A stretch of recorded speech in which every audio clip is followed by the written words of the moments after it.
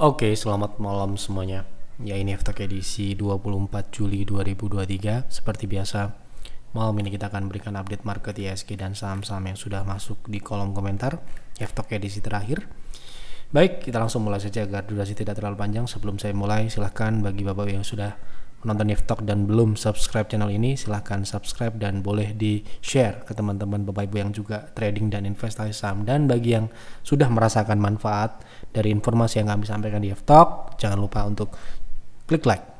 Kita langsung mulai dari ISG dulu. Hari ini ISG seperti yang kami prediksikan di Stockholm edisi minggu ini masih melanjutkan rebound atau pullback, menguji resist konsolidasinya ya. Jadi tidak perlu kita ulang-ulang lagi. Silahkan Anda baca di Stockholm di website kami ya. Kita langsung bahas saham saja. Yang pertama, ini ada dua saham yang sama ya, KBLI. Yang pertama, Pak, KBLI ini layak invest atau tidak? Oke, kita lihat KBLI apakah layak invest atau tidak.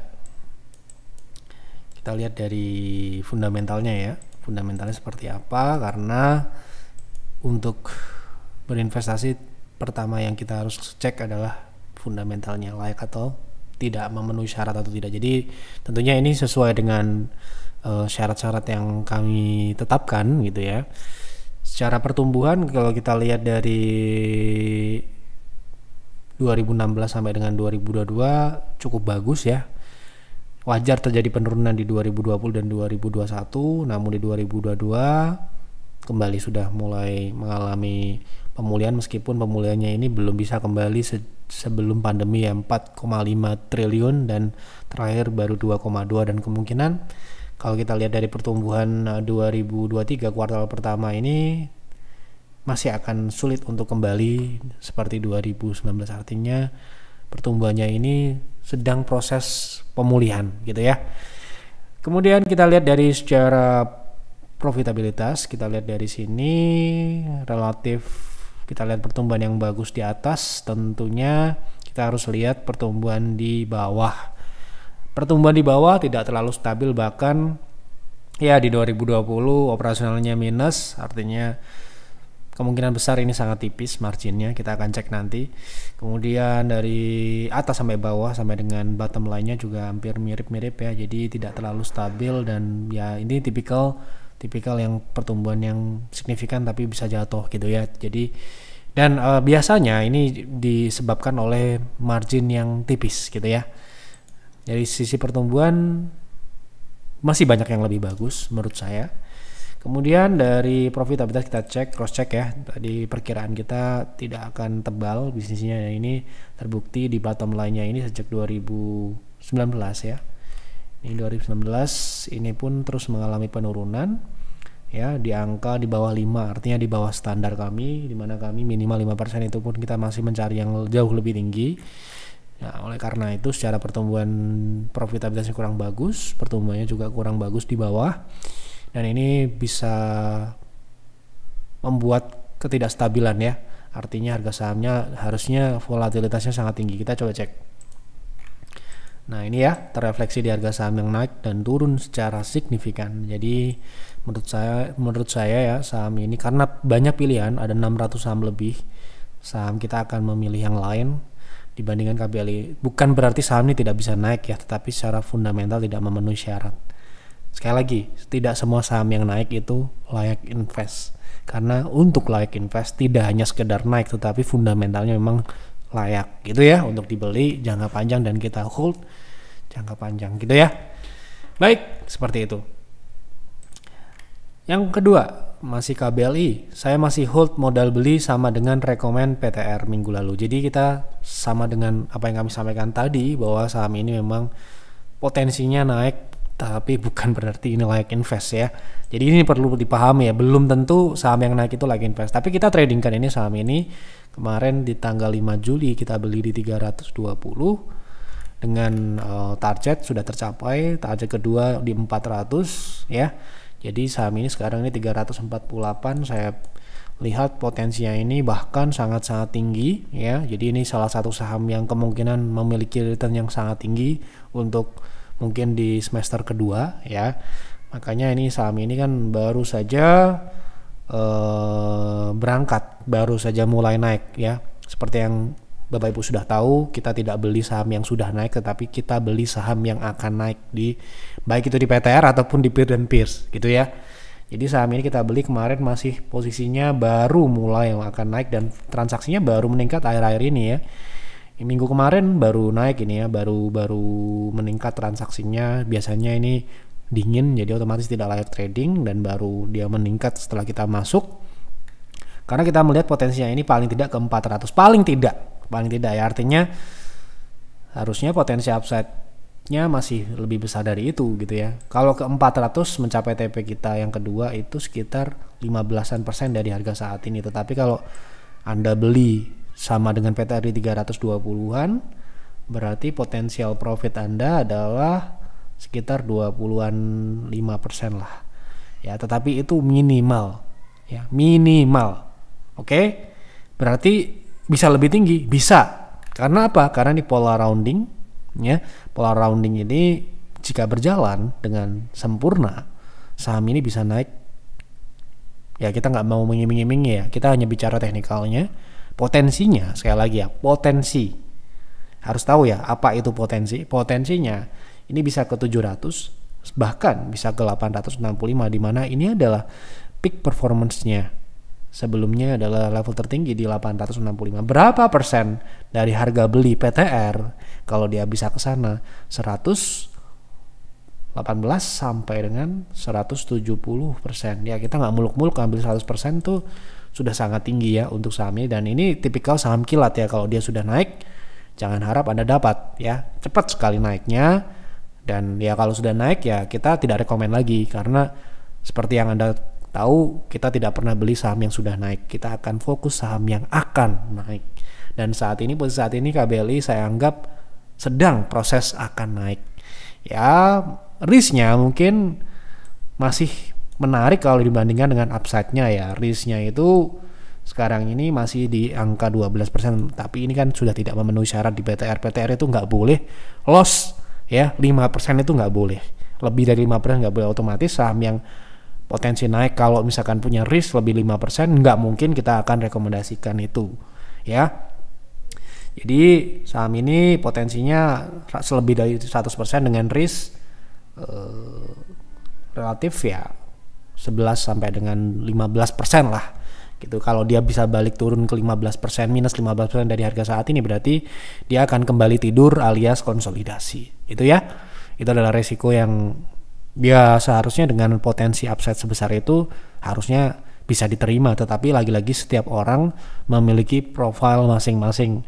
Ada yang seperti kita nggak boleh lebih dari 5%, ada yang siap loss 20%, bahkan ada yang 50%, tapi sabar gitu, di hold terus ya. Jadi silahkan sesuaikan dengan masing-masing. Yang jelas potensi upside ini masih sangat-sangat besar untuk KBLI ini, apalagi fundamentalnya sekarang ini sedang membaik, meskipun kami agak pesimis dia akan bisa kembali seperti sebelum pandemi ya.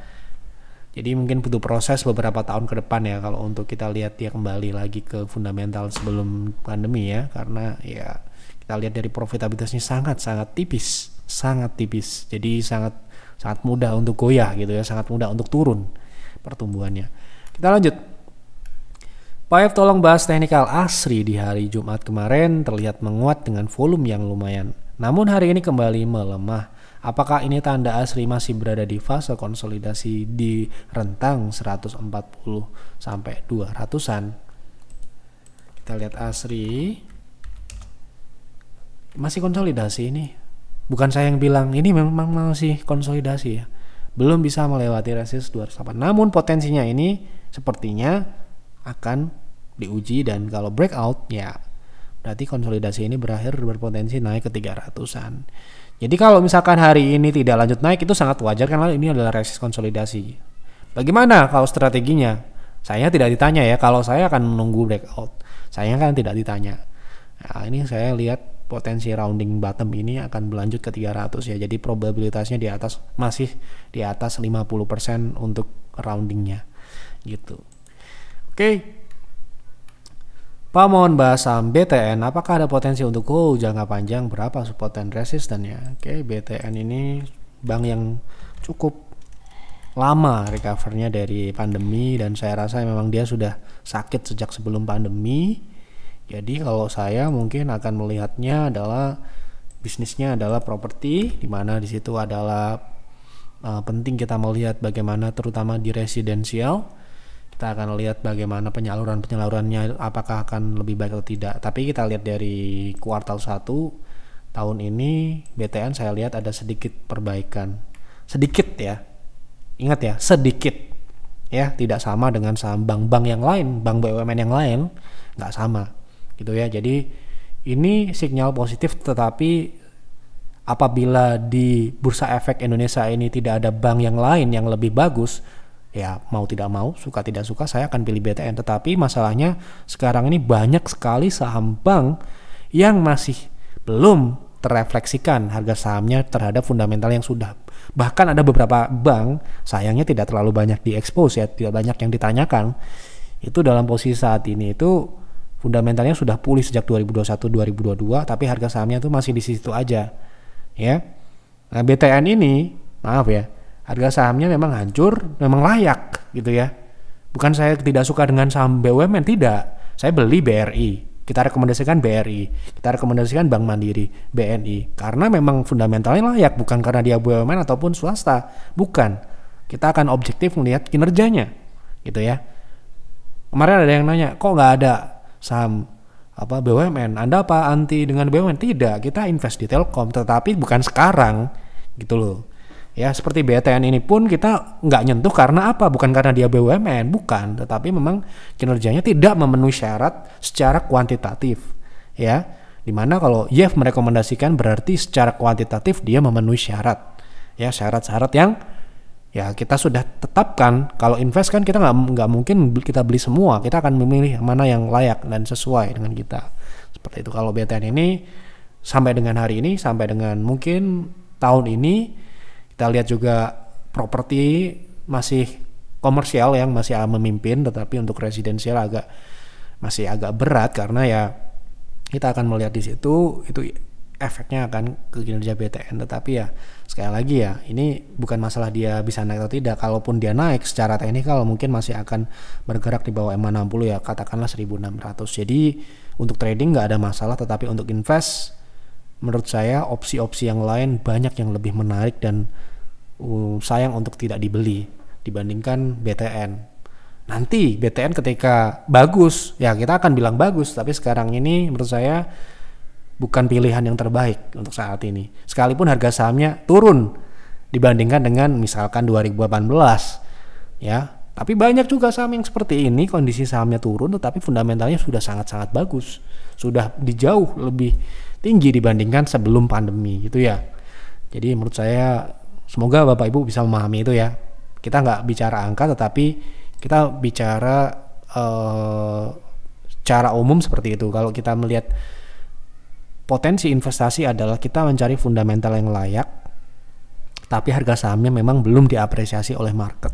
Sehingga disitulah yang kita bisa eksplor dan kita eksploitasi sebesar-besarnya. Bukan yang saham yang memang layak dibuat harga sahamnya seperti ini gitu ya. Meskipun seperti itu bukan berarti saham BTN tidak bisa naik ya. Sekali lagi, saham BTN bisa saja mengalami kenaikan, tetapi secara teknikal saya anggap itu masih pullback ya. Gitu. Lanjut ya, selamat malam Pak Yep, tolong bahas saham MMIX. Saya mau masuk jangka pendek 5% dari portfolio, sebaiknya masuk di harga berapa, dan mau masuk jangka menengah 8% portfolio, sebaiknya masuk di berapa? Tolong dijawab, jawaban Bapak sangat membantu. Nah, ini punya dua plan yang berbeda, plan jangka pendek, trading, dan jangka menengah. Ya, seperti itu ya. Jadi kita akan lihat jangka pendek dulu. Nah, kalau jangka pendek, saya belum bisa bilang saham ini menarik karena saham ini masih strong downtrend. Itu satu. Kedua, belum potensi swingnya sudah berjalan kemarin dan sekarang ini sepertinya berlanjut turun. Artinya saham ini akan turun semakin jauh. Ya, jadi menurut saya masih banyak yang saat ini bagus. Misalkan seperti KBLI tadi, gitu ya. Nah, ini masih bisa turun ke 171 untuk invest. Untuk jangka menengah lah, untuk jangka menengah itu bisa diartikan sebenarnya untuk invest ataupun untuk trend following. Kalau trend following, Anda mau trend following saham downtrend, berarti Anda siap untuk dibawa turun semakin turun ya, karena dia masih downtrend Ya, tren yang sekarang berjalan kan downtrend. Trend following hanya bisa dilakukan ketika saham itu sudah reversal atau sudah mulai uptrend atau sedang uptrendnya berjalan, seperti itu. Nah, sedangkan saham ini secara fundamental belum bisa kita nilai secara utuh karena memang saham baru. Tetapi kalau kita lihat dari sementara ini data yang ada gitu ya, secara pertumbuhan kurang bagus karena dia cukup turun signifikan dibandingkan 2021 untuk 2022 ya. Kemudian untuk 2023 ini belum juga ada data yang lengkap juga.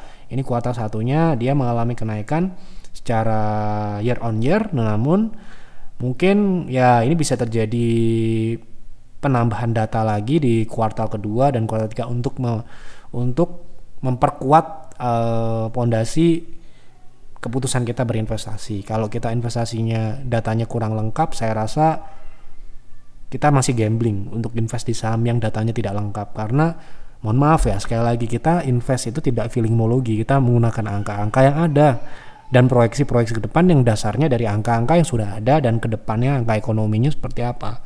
Jadi kalau datanya nggak ada, banyak yang konsultasi saham yang baru IPO. Mohon maaf, kita tidak bisa merekomendasikan saham IPO karena kita tidak punya data. Ya, tidak mungkin memberikan rekomendasi di mana kita tidak punya data dan tidak bisa menganalisanya.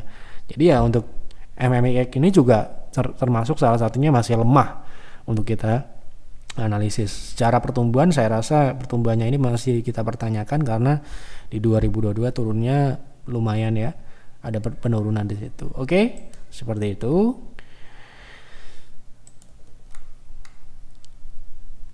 Pak, tolong bahas OBMD, apakah mulai uptrend jangka menengah? Jangka menengah kita akan menggunakan weekly ya. Saham ini uptrend, tetapi bukan untuk saham trend following ya, karena ini tipikal adalah swing. Ini uptrend dan potensi upside-nya cukup besar, 450 sampai dengan 520 ya. Gitu. Ini rounding bottom, potensinya ya cukup tinggi. Tapi ini sekali lagi ini saham swing ya, bukan untuk trend following. Oke, seperti itu. Pagi Pak, mohon bahas saham INKP bagaimana peluang secara teknikal. Oke, INKP sudah pernah kita bahas potensinya ke 9 ribuan kalau nggak salah. Sekarang berapa? Kalau sudah naik di 9 ribuan. Kalau secara teknikal ini ya 9% ini ya. Oke, kita akan update bagaimana potensi teknikal saat ini.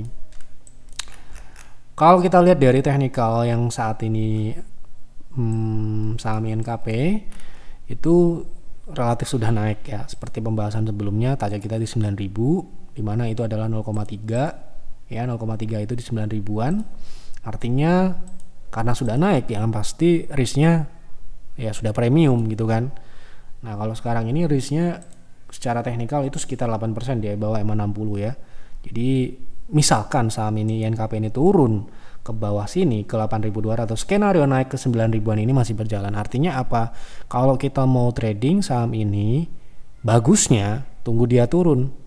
Tunggu dia ada koreksi dulu, meretest atau membentuk support dulu di 8 ribuan 300 atau 8.200 lah. Bukan berarti sekarang ini kita beli tidak bisa naik, bukan, tetapi risknya akan lebih, kalau menurut saya lebih bisa ditoleransi atau bisa dipertimbangkan karena sekali lagi saham ini sudah naik sekali lagi ya, dan kondisi teknikalnya seperti ini, sudah di cross seperti ini ya, gitu. Kita akan memilih saham yang akan naik dibandingkan saham yang sudah naik, dan toh sudah kita bahas juga di FTalk. Kalau Anda mau tahu kapan kita bahas, silahkan dicari di Telegram, ketikan saham INKP, nanti ketemu edisi berapa saja kita bahas, seperti itu. Malam Pak, mohon bahas IRSX dari segi teknikal. Apakah sudah waktunya buy atau tunggu koreksi dulu? Oke, berarti posisinya sudah naik ya. Nah, posisi saat ini saham ini sudah turun ya, sudah turun, tetapi kemungkinan besar ini masih bisa turun lagi ya. Karena kalau kita lihat dari polanya ini adalah rounding top potensinya ke 90 ya. Kalau kita lihat dari sementara ini, syarat menuju 90 itu selama tidak mematahkan tren turun ya. Tren turun yang mana? Tren turun yang ini ya. Jadi kalau dia nggak naik di atas mematahkan tren ini atau kembali di atas M60 di atas 140, karena ini sifatnya dinamis, tentunya berubah-ubah seiring berjalannya waktu. Tapi yang jelas ini pola rounding ini mengarah ke 90 atau 80-an. Jadi Saya akan melihat di sana kalau mau trading nanti juga lihat dulu apakah ditembus atau tidak atau dia rebound gitu ya. Oke, seperti itu. Sudah saya jawab semua ya, apa yang ada di kolom komentar itulah yang kita bahas. Jadi kalau Anda ingin melihat banyak pembahasan di F-Talk, silahkan isi di kolom komentar saham apa dan kenapa saham tersebut Anda pilih untuk dibahas ya. Berikan penjelasan yang selengkap-lengkapnya supaya pembahasannya juga sesuai gitu ya. Baik, terima kasih untuk Bapak Ibu yang sudah menonton di F-Talk edisi malam ini. Semoga memberikan manfaat. Apa yang kami sampaikan di sini adalah opini dan prediksi pribadi, analisa pribadi, bisa benar dan juga bisa salah. Jadi Bapak Ibu silakan buat trading plan masing-masing kalau Anda trading, buat investing plan masing-masing kalau Anda investasi. Jadi apa yang kami sampaikan di sini sifatnya adalah potensi ya, apa yang kami lihat ya. Bapak Ibu harus mengolahnya lagi dan tidak menelannya mentah-mentah. Silahkan isi kembali di kolom komentar saham apa yang menarik itu dibahas di F-Talk selanjutnya. Itu saja.